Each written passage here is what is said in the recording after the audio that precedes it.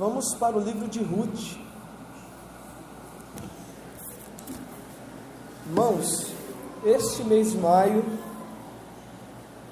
tão comumente chamado mês da família, nós vamos estudar cada domingo um capítulo do livro de Ruth.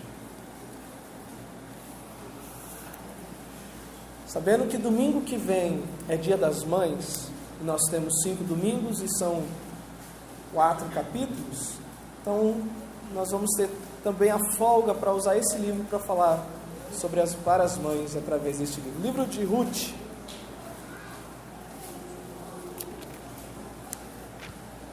Vamos ver se você está lembrando onde fica Ruth.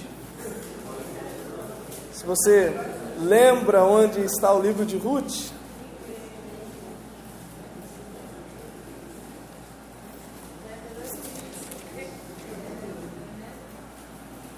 Tá, pode recorrer ao índice, não tem problema, tá bom? Faltava alguém perguntar, né? Quem é Ruth? Mas irmãos, Ruth capítulo 1, hoje é só o capítulo 1, tá? Há muito tempo também estava querendo pregar nesse livro, já ouvi uma série de sermões nesse livro de John Piper, muito edificante. Geralmente a gente pensa em algum tema para a família, algo atual, mas também seria bom nós vermos como que Deus agiu através desta família. Como que Deus pegou esta família e a colocou numa posição muito importante no plano de Deus. Ruth e Boaz vieram a ser avós, de Davi. E nós podemos extrair como que os acontecimentos, essa história, essa narração, pode nos ajudar hoje a entender certas coisas que acontecem na nossa vida, especialmente porque parece que o sofrimento não vai embora das nossas famílias. Porque Deus permite que por tanto tempo, por longos anos, uma certa situação perdure. Nós vamos buscar entender isso através da vida de Ruth. Então nós vamos ler o capítulo 1 do livro de Ruth. Diz assim: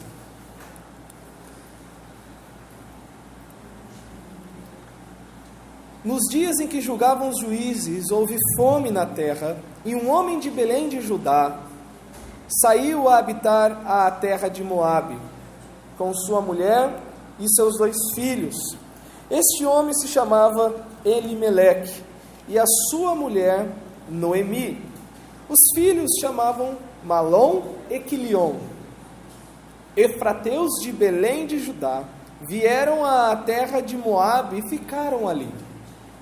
Morreu Elimeleque, marido de Noemi, e ficou ela com os 2 filhos, os quais casaram com mulheres moabitas. Era o nome de uma órfã e o nome de outra Ruth, e ficaram ali quase 10 anos. Morreram também ambos, Malom e Quilion, ficando assim a mulher desamparada de seus 2 filhos e de seu marido. Então se dispôs ela com as suas noras e voltou da terra de Moabe, porquanto nesta ouviu que o Senhor se lembrara do seu povo, dando-lhe pão. Saiu, pois, ela com suas 2 noras do lugar onde estivera, e indo elas caminhando de volta para a terra de Judá, disse-lhe Noemi: Ide, voltai, cada um à casa de sua mãe, e o Senhor use convosco de benevolência, como vós usaste com os que morreram, e comigo. O Senhor vos dê que sejais felizes, cada uma em casa de seu marido. E beijou-as. Elas, porém, choraram em alta voz, e lhe disseram: Não, iremos contigo ao teu povo. Porém Noemi disse: Voltai, minhas filhas, porque iríeis comigo? Tenho eu ainda no ventre filhos para que vos sejam por maridos? Tornai, filhas minhas, ide-vos embora, porque sou velha demais para ter marido. Ainda quando eu disseste: tenho esperança, ou ainda que nesta noite tivesse marido e houvesse filhos, esperá-lo-íeis até que viessem a ser grandes? Abster-vos-íeis de tomardes marido? Não, filhas minhas, porque por vossa causa a mim me amarga o ter o Senhor descarregado contra mim a sua mão. Então de novo choraram em voz alta. Orfa, com um beijo, se despediu de sua sogra. Porém Ruth se apegou a ela. Disse Noemi: eis que tua cunhada voltou ao seu povo e aos seus deuses. Também tu volta após a tua cunhada. Disse, porém, Ruth: não me instes para que te deixe e me obrigue a não seguir-te. Porque onde quer que fores, irei eu. Onde quer que pousares, ali pousarei eu. O teu povo é o meu povo. O teu Deus é o meu Deus. Onde quer que morreres, morrerei eu e aí serei sepultada.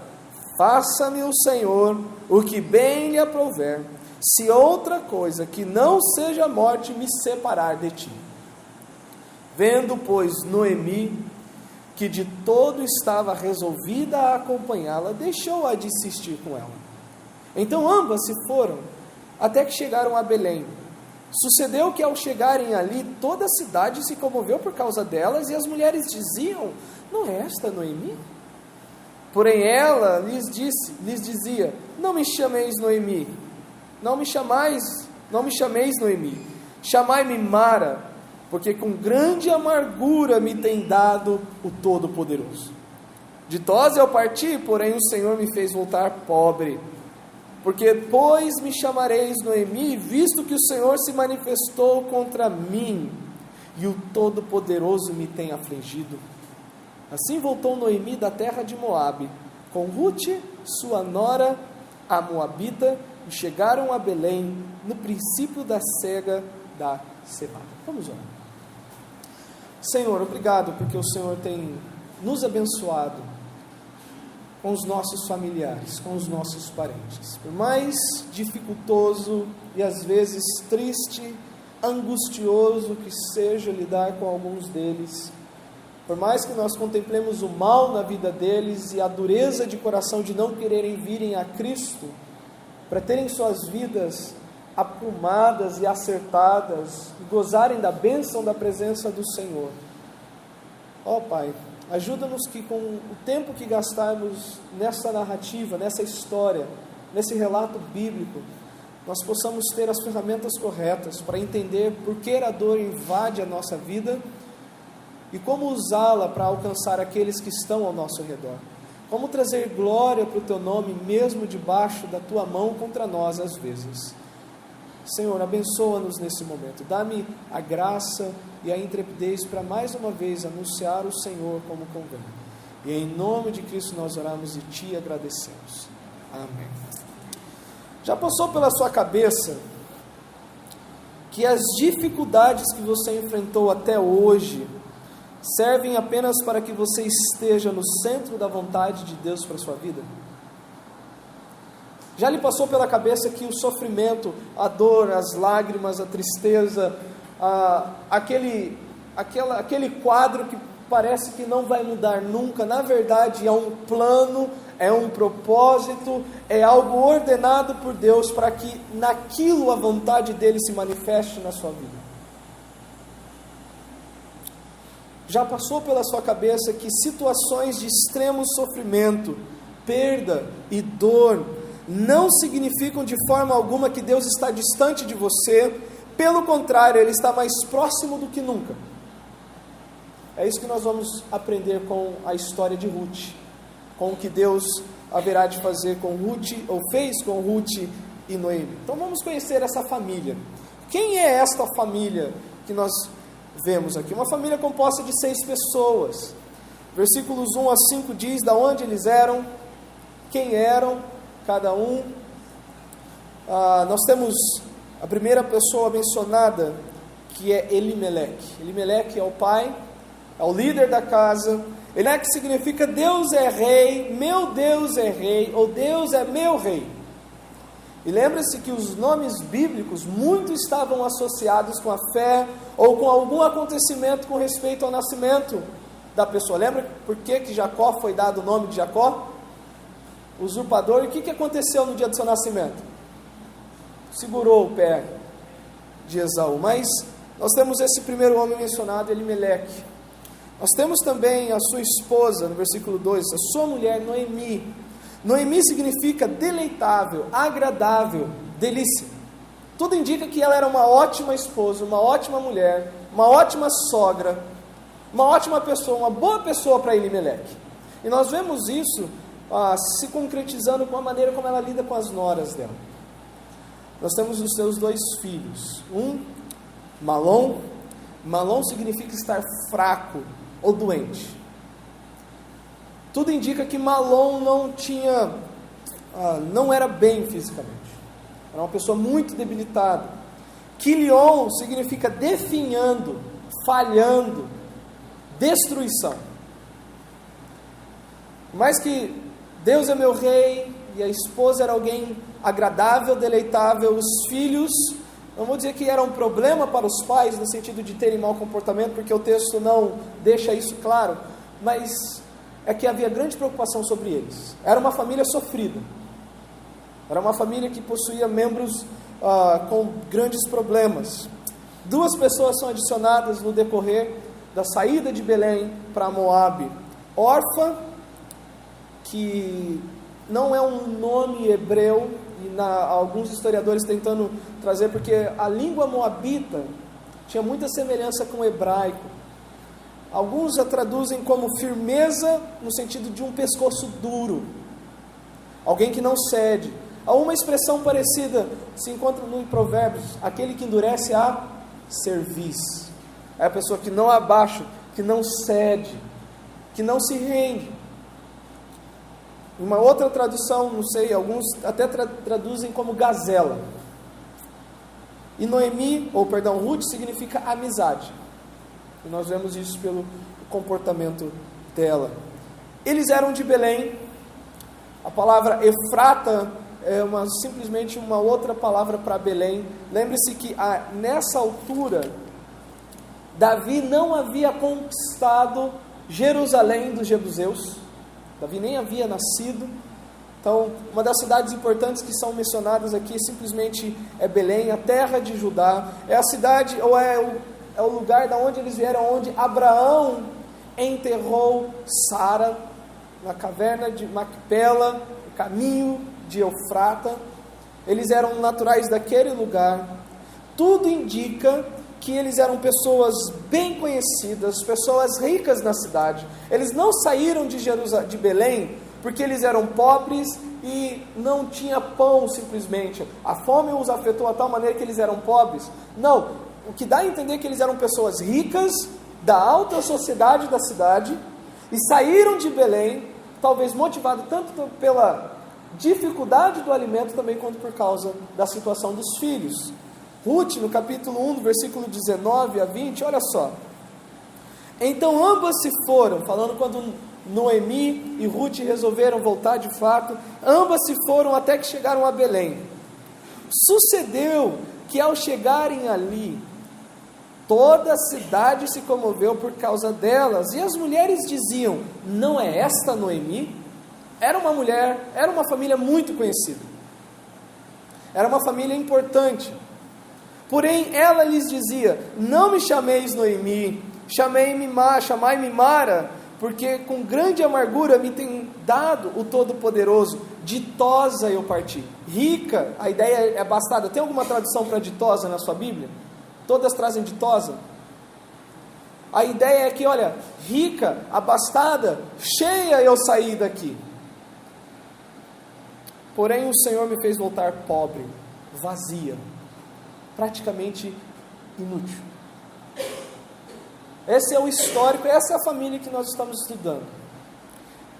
Eles não saíram para qualquer lugar, ainda que Moabe era uma cidade que no livro de Deuteronômio está dito que os homens de Moabe não poderiam entrar na congregação de Israel. E quem se casasse, a mulher que se casasse com um homem moabita, depois de 10 gerações, eles seriam aceitos. Pode falar, irmão. Não, eu vou falar isso daí. Isso daí vai entrar. Estou dando aqui. Já pegando o gancho, Moabe é fruto do incesto da filha mais velha de Ló. Quando Ló foi retirado de Sodoma e Gomorra, quando aquela cidade foi destruída, não havia lugar para eles habitarem. E o texto diz, se não me engano, em Gênesis 19, que eles foram morar numa caverna. E a filha mais velha falou com a filha mais nova: olha o conselho, olha, não há homens, nós precisamos que a descendência do nosso pai continue. Vamos enchê-lo de vinho e vamos deitar. E o texto diz que elas embebedaram o pai. Ele não viu quando elas entraram e quando elas saíram. A mais velha se engravidou e depois ele incentivou a mais nova no outro dia: vá. E dali saíram Moabe e Amon, dos amonitas. Dois povos que, se você ver na história, deram grande dor de cabeça para Israel. Por várias vezes nós vemos essa tensão entre os israelitas e os moabitas. Há um episódio no livro dos reis que, quando o Israel cercou Moabe, o rei ficou tão desesperado que ele ofereceu seu filho a Camus. Ele sacrificou seu filho no muro da cidade.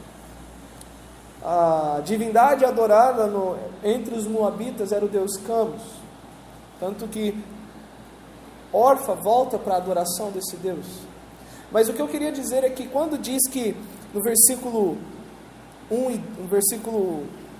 e 2, nos dias em que julgavam os juízes, houve fome na terra, um homem de Belém da Judéia saiu para habitar na terra de Moabe. A expressão terra, tem alguma que é planície, campos de Moabe, a melhor parte de Moabe eles foram.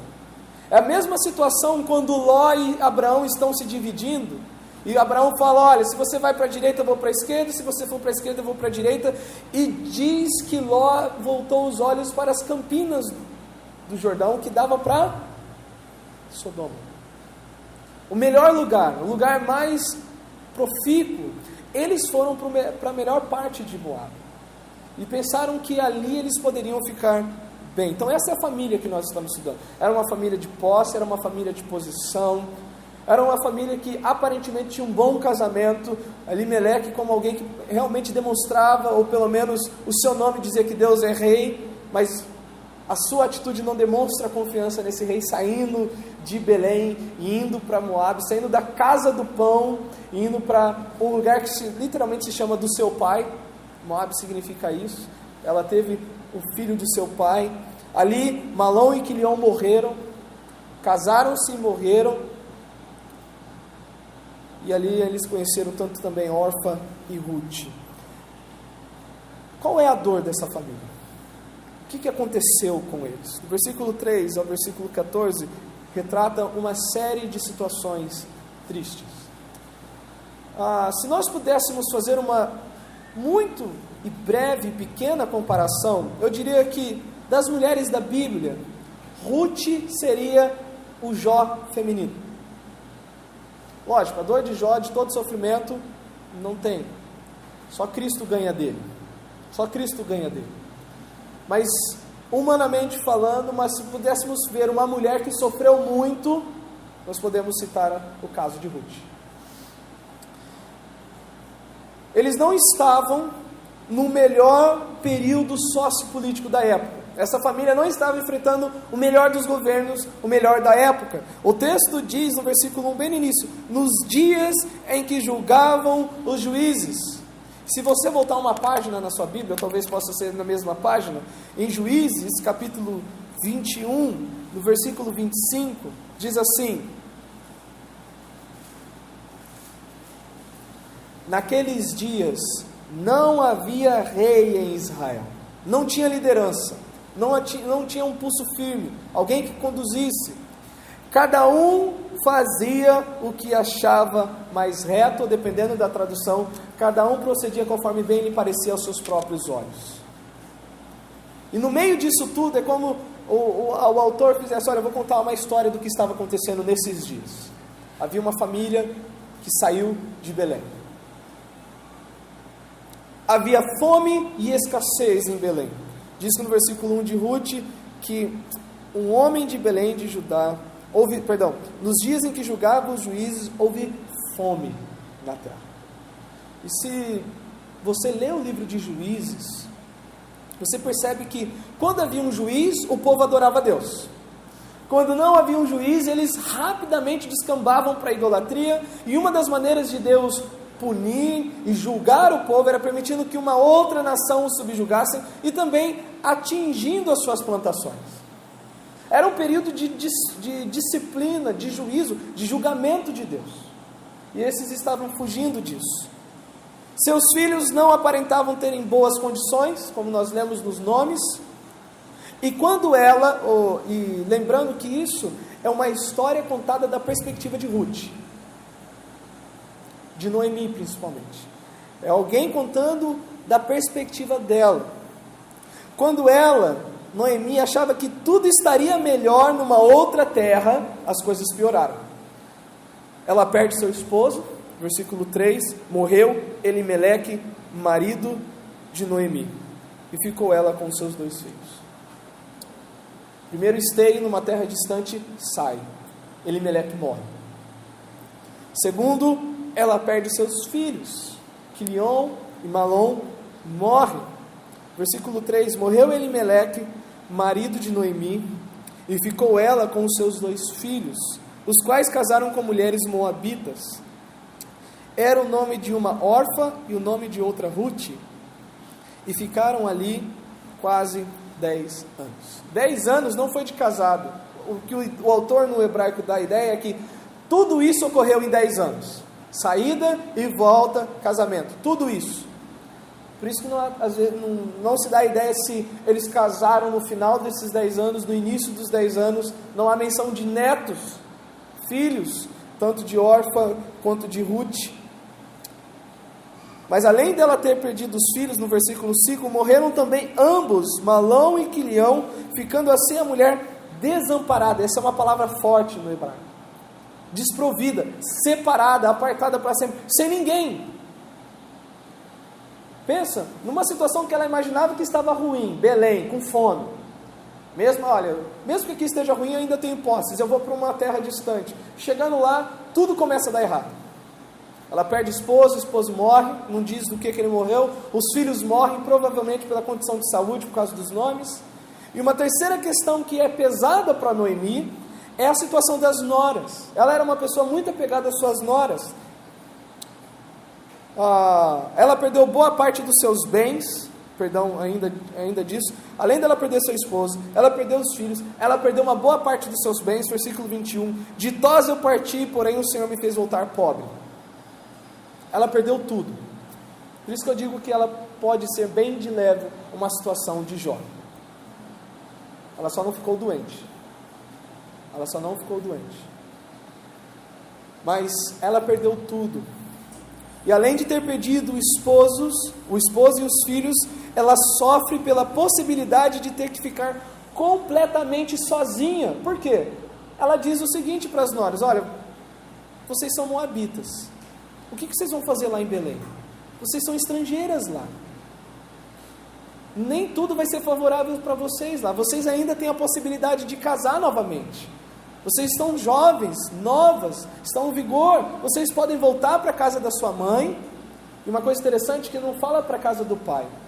É um livro escrito da perspectiva feminina. Você volta para a casa da sua mãe e vocês vão ser felizes contraindo novas núpcias, tendo um outro marido. Mas eu vou voltar sozinha. Além da possibilidade de ficar sozinha, já que Orfa e Ruth poderiam contrair novas núpcias e encontrar, de acordo com a expressão que ela usa no versículo 9, felicidade. O Senhor vos dê que sejais felizes, cada uma em casa de seu marido. E ela sofre também ao contemplar o sofrimento de suas noras por causa da maneira como Deus estava agindo na vida delas. Ela entende o seguinte: olha, Orfa, Ruth, o que mais me entristece é que Deus, ao me visitar com a sua mão, afetou vocês.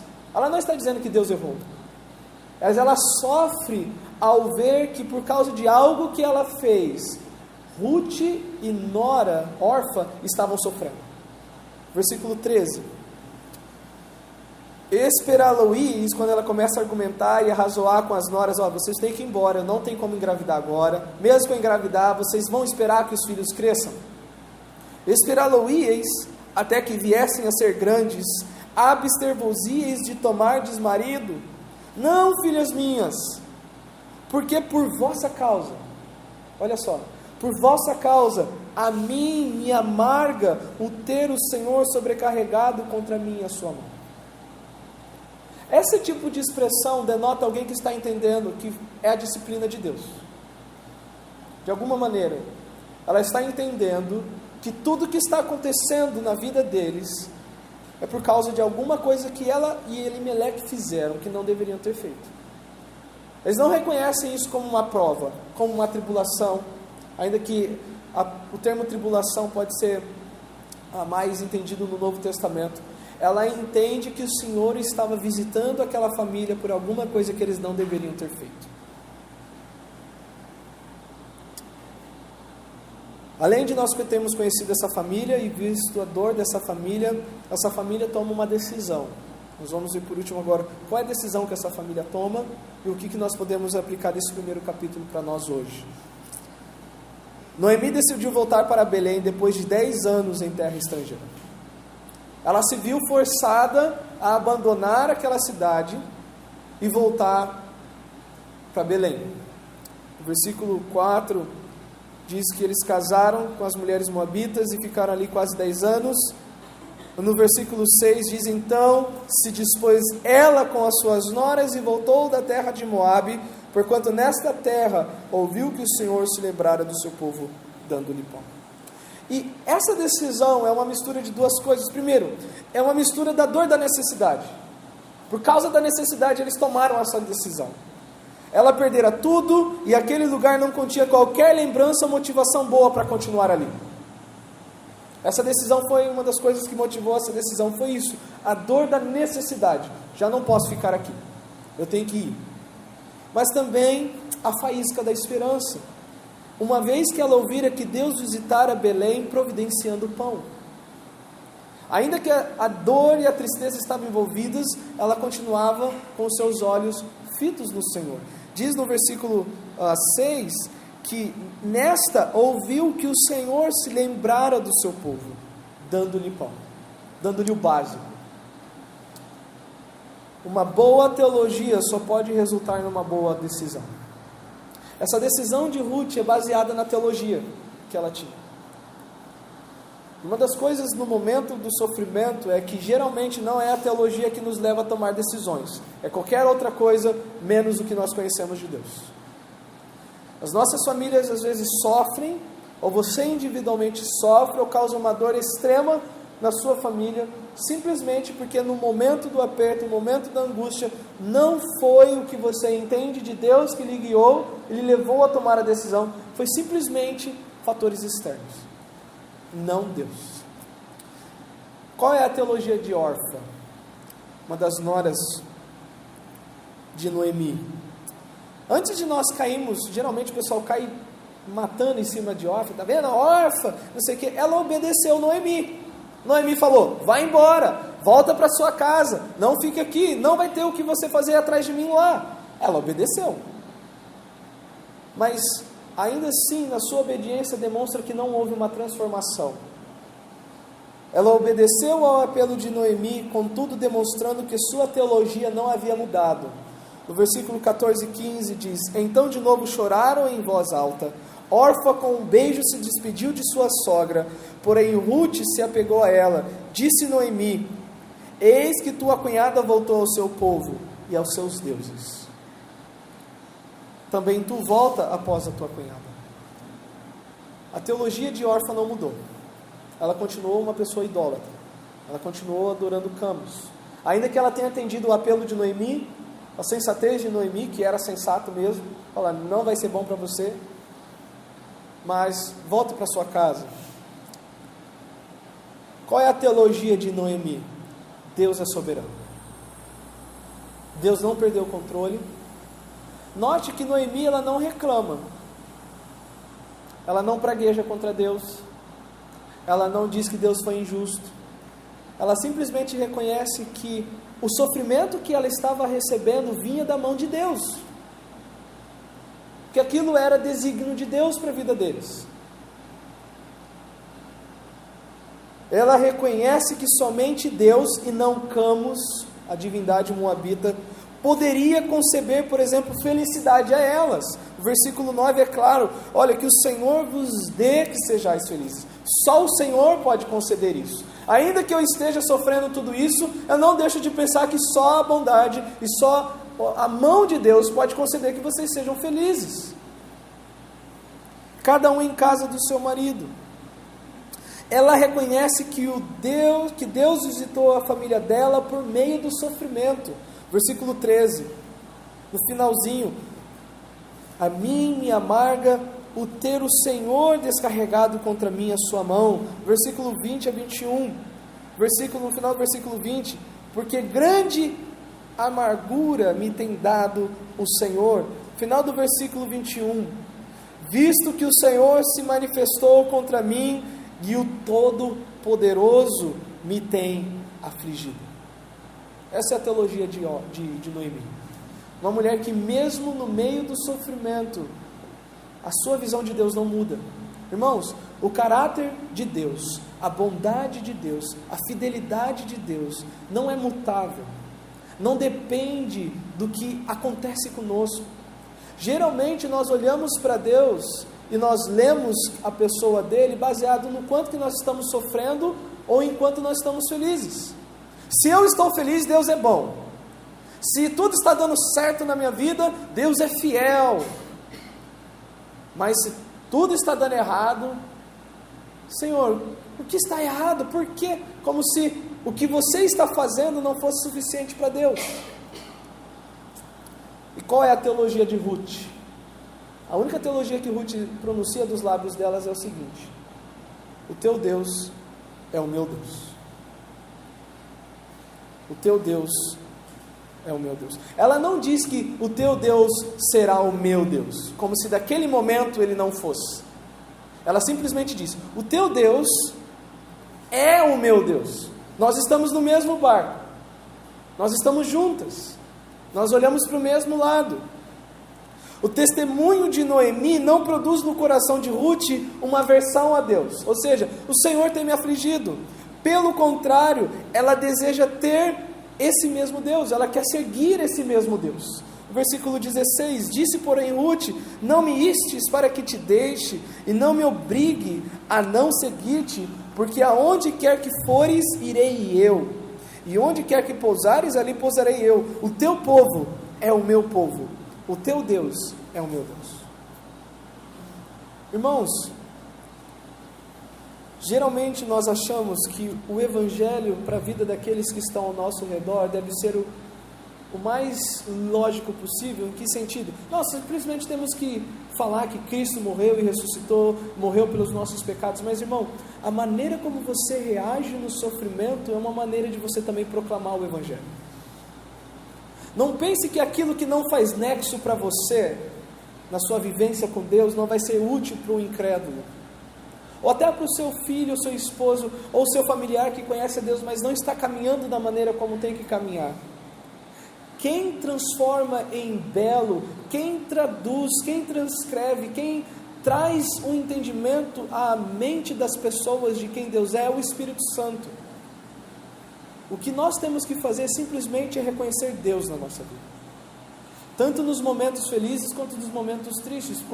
Mesmo quando o sol está brilhando e mesmo quando o céu está fechado, nós não podemos deixar de falar para essas pessoas que estão ao nosso redor: somente Deus pode fazer isso. Somente Deus pode melhorar essa situação. Ou essa situação está assim porque aprove a Deus permitir que assim esteja.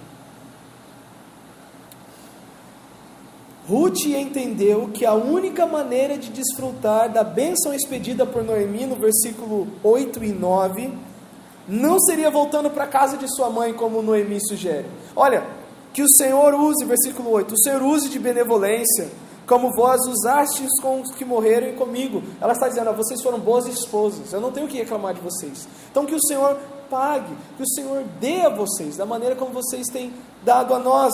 o que o Senhor vos dê, que sejais felizes, cada um em casa do seu marido. Ruth entendeu o seguinte: a única maneira de eu ser feliz é estando com esse Deus. Não é voltando para a casa da minha mãe, não é tendo um marido da minha terra, é estando com este Deus. Ela entendeu que só poderia desfrutar dessa bênção estando com este Deus apresentado por Noemi. O que nós vamos concluir desse primeiro capítulo? Deus pode se revelar a você e a sua família por meio de várias circunstâncias, inclusive por meio do sofrimento e perda. Se você tem enfrentado de longa data situações envolvendo você ou envolvendo familiares, onde a única palavra que passa no seu vocabulário é dor, sofrimento, tristeza, lágrimas, e você pensa, será que Deus está agindo?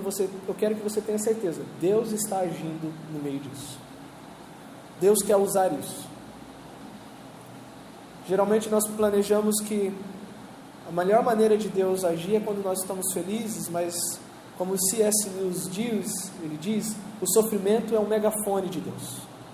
Quando nós sofremos, nós estamos muito mais sensíveis a qualquer coisa que nós possamos ouvir da parte de Deus. Deus, ele pode se revelar a você através do sofrimento e da perda. Uma das virtudes que as famílias devem cultivar para poder usar no tempo de crise e necessidade é a união, os laços de amor, ao ponto de nem a dor, sofrimento ou qualquer problema que seja forte o bastante para separar os familiares. Uma das coisas que nós como família, e mesmo que você seja o único ponto de luz na sua família, isso não muda o fato de você trabalhar a união da família. A única coisa que mantém pessoas em pé no momento de crise é saber que há outras caminhando com ela, lhe ajudando, carregando o fardo, lhe sustentando, lhe ajudando no momento da dor. Nós vemos isso na história de Ruth e Noemi. A órfã, ela atendeu, foi embora, mas Ruth se apegou a Noemi. Não vou te deixar, não vou largar de perto de você. O triste é que hoje as famílias se dividem por tão pouco. Coisas pequenas é o suficiente para virarem o rosto um para o outro, deixarem de conversar, deixarem de comerem juntos na mesa, de tomarem café juntos, de almoçarem e jantarem juntos, de planejarem juntos. Coisas tão pequenas hoje. Você sofreu, por exemplo, o que Noemi sofreu? E coisas pequenas é o suficiente para que em vez de todo mundo se abraçar e passar por aquilo junto, é mais o dedo da acusação do que o braço da união. Quero ler um texto em Isaías, capítulo 58.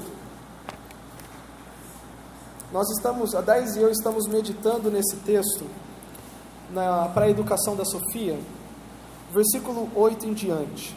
Isaías 58, do 8 até o 10. O contexto aqui é para Israel, tá? Mas há uma expressão muito interessante aqui, que é o que mais às vezes se vê nas famílias.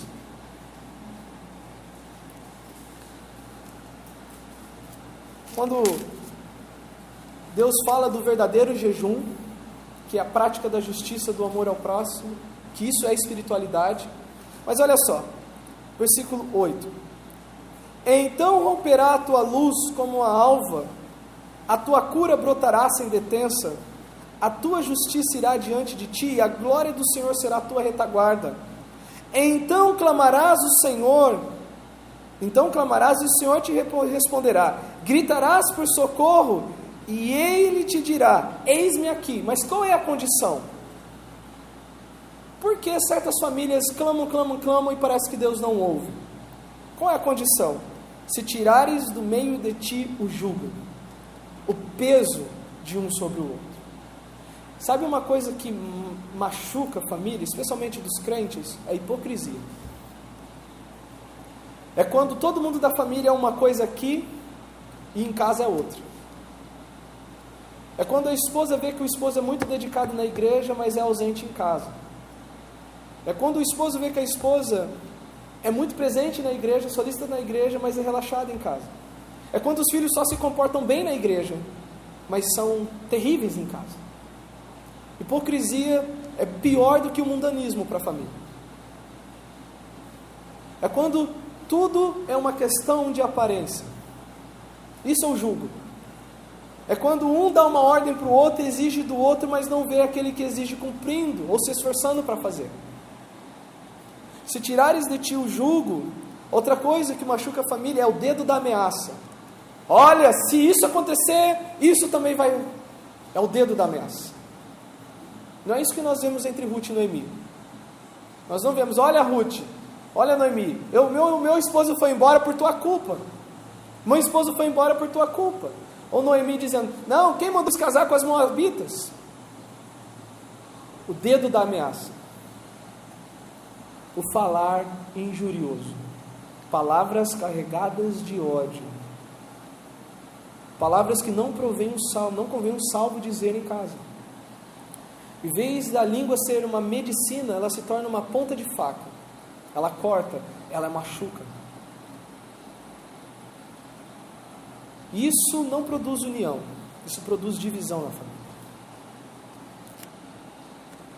Eu sei que há casos e casos, eu sei que há pessoas aqui que é a única parte convertida na família, mas isso não muda o fato de que o seu testemunho, o seu proceder vai ser muito mais alto do que suas palavras.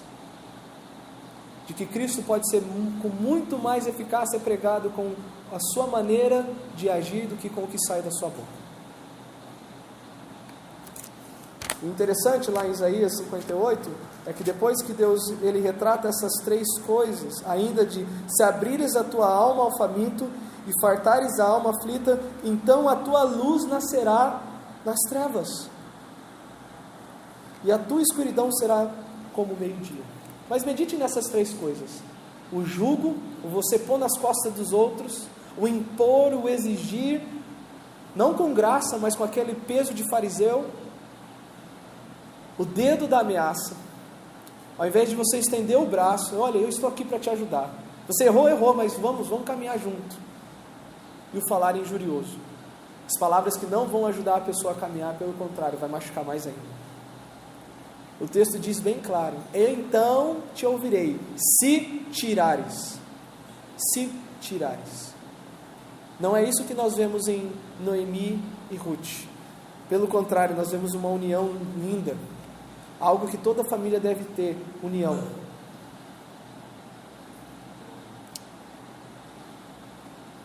Você que dia após dia lida com incredulidade e perseguição dos seus familiares incrédulos.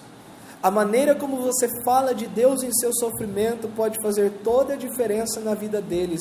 Não murmure, reconheça a soberania de Deus. Reconheça a soberania de Deus.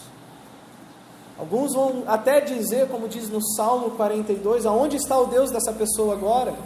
Eles vão chegar para você e vão zombar de você, vão escarnecer. Aonde está o seu Deus agora? No momento de todo esse sofrimento, continue dizendo, Ele está no seu alto e sublime trono, controlando todas as coisas conforme o conselho da sua vontade. E tudo o que Deus faz é bom. E tudo o que Deus faz é bom. Irmãos, a minha doença é um presente de Deus. Estava falando isso domingo à noite com os irmãos. O fato de eu estar com tudo isso, eu recebo como um presente, como um ato da bondade de Deus para me deixar mais perto dele.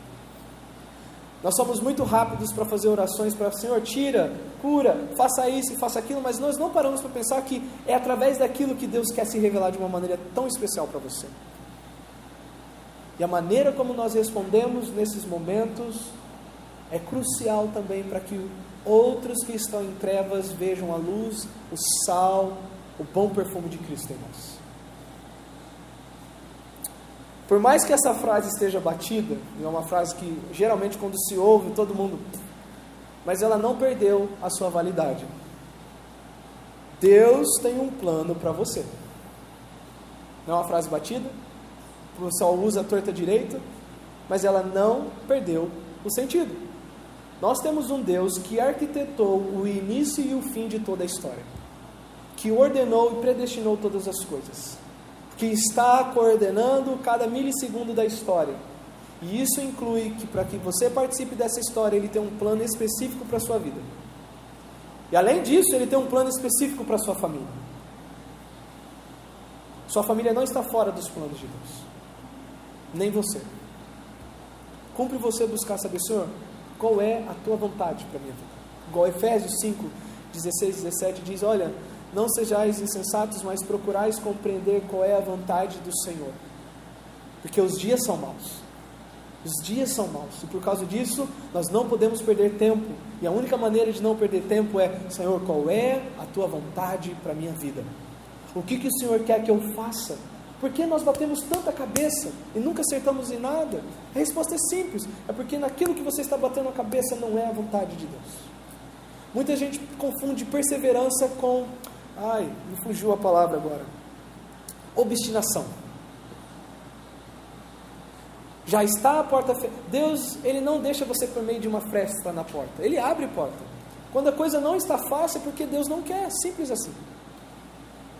Ou Ele abre portas ou Ele fecha a porta, mas Ele nunca deixa entreaberto para que você passe de ladinho. É assim que Deus age. Assim como o plano de Deus para esta família, a família de Ruth e Noemi, estava envolvido fazer eles parte da genealogia de Cristo. Como da mesma forma o plano de Deus para a sua família envolve a pessoa de Cristo. Deus quer usar você e a sua família para a exaltação de seu nome e a glorificação do seu Filho. A sua felicidade e a felicidade da sua família depende exclusivamente do Senhor. Só do Senhor. Não é da situação mudar. Não é daquilo que você vê dia após dia acontecer.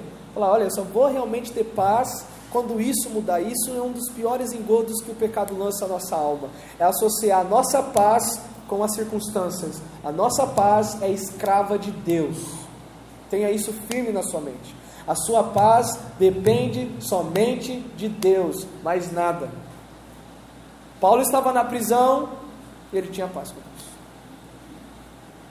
Quando nós achamos que a nossa paz, que Deus está nos abençoando, se a situação muda do que é favorável a nós, então vou dizer que Deus odiava Paulo. Pensa no quanto que Paulo sofreu. Pensa no quanto que Jó sofreu. Se nós associarmos que o favor de Deus está preso às coisas positivas que acontecem na nossa vida. Lembre-se, irmãos e irmãs, a sua paz depende de Deus. A sua felicidade é o próprio Deus. Vamos lá. Senhor, nós agradecemos por esse primeiro capítulo.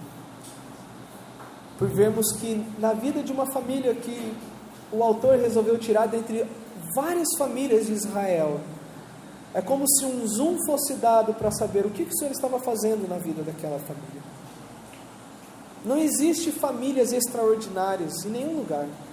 O que existe são famílias comuns, normais, que fazem parte do teu plano. A única diferença é que famílias querem saber qual é o seu plano para a vida delas.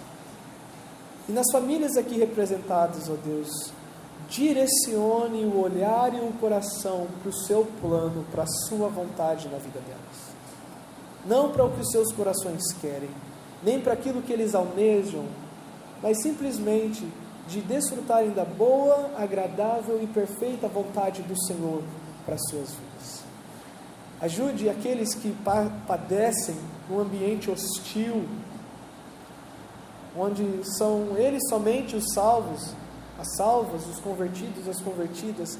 Conceda poder, ó Deus, ousadia e capacidade e intrepidez para viver Cristo de uma maneira ousada dentro do seu lar, sem medo, mas com a liberdade do teu Espírito. Para as famílias que no todo se dizem famílias que servem ao Senhor, ó Pai, produza a união que o Evangelho veio para produzir. Pai, tira o peso do jugo, tira a hipocrisia, Senhor. Trabalhe, ó Pai, é o dedo da ameaça, ao invés da mão estendida. Senhor, livra-os da palavra injuriosa, do falar mal, do expor, mas de simplesmente o abençoar e bendizer. Sabemos que isso tudo só é possível em submissão ao Teu Espírito, pela direção dEle. Mas pelo poder do Teu Filho nós clamamos, e em nome dEle nós oramos. Amém. Deus abençoe, e até a noite, se assim o Senhor permitir.